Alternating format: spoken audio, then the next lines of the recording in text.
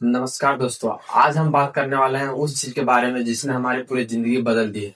याद है वो दिन जब हम एक नए मोबाइल या कपड़े खरीदने के लिए पूरे बाजार का चक्कर लगाते थे, लेकिन आज वही सब चीज हमारे घर तक एक क्लिक में पहुंच जाती है।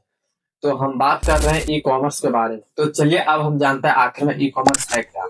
इंटरनेट के जरिए सामान खरीदना या बेचना, इसका लाइफ स्टाइल और इकोनॉमी पर असर इस वीडियो में हम जानेंगे। पहला है ई कॉमर्स का इतिहास। लोग सोचते हैं कि ई कॉमर्स नया है, लेकिन इसकी शुरुआत 1960 के ही दशक में हो गई थी। ईडीआई का इस्तेमाल होने लगा था।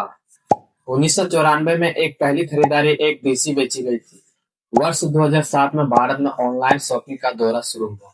अब हम जानेंगे ई कॉमर्स के बिजनेस मॉडल। ई कॉमर्स सिर्फ अमेजोन या फ्लिपकार्ट तक सीमित नहीं होती है, इसके कई अलग अलग प्रकार होते हैं। पहला है B2C मॉडल यानी कि बिजनेस टू कस्टमर, जैसे कि मोबाइल खरीदना।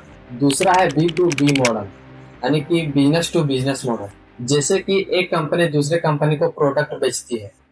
C2C मॉडल यानी कि कस्टमर टू कस्टमर, जैसे कि पुराना सामान बेचता है। और चौथा है D2C यानी कि डायरेक्ट टू कस्टमर मॉडल, जैसे कि कोई भी ब्रांड अपने प्रोडक्ट को सीधे ग्राहक तक बेचती है। अब अगला चीज हम समझेंगे ई कॉमर्स कैसे काम करता है। क्या आपने कभी सोचा है कि ऑर्डर ना दबाने के बाद पीछे क्या होता है? इन्वेंट्री मैनेजमेंट, सामान वेयर हाउस में रखा होता है। पेमेंट गेटवे, सुरक्षित तरीके से पेमेंट होता है।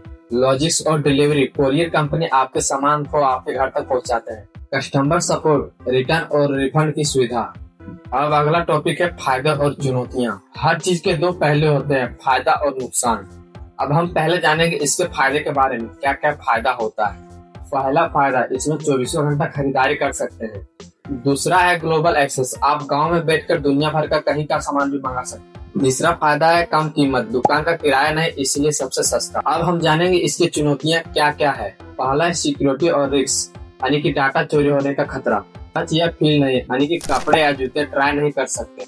अगला है डिलीवरी इशू यानी कि दूर इलाकों तक डिलीवरी नहीं कर सकते। अगला टॉपिक हम जानेंगे भविष्य का ई कॉमर्स।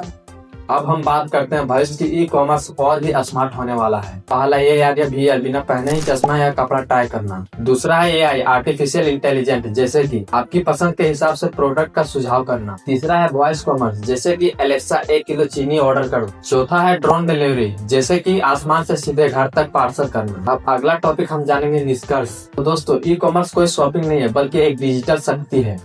अगर आप अपना बिजनेस शुरू करना चाहते हैं तो ये समय बहुत इम्पोर्टेंट है। अगर आपको यह जानकारी पसंद आया हो तो चैनल को सब्सक्राइब करें एंड वीडियो को लाइक करें और फ्रेंड के साथ शेयर करें। धन्यवाद।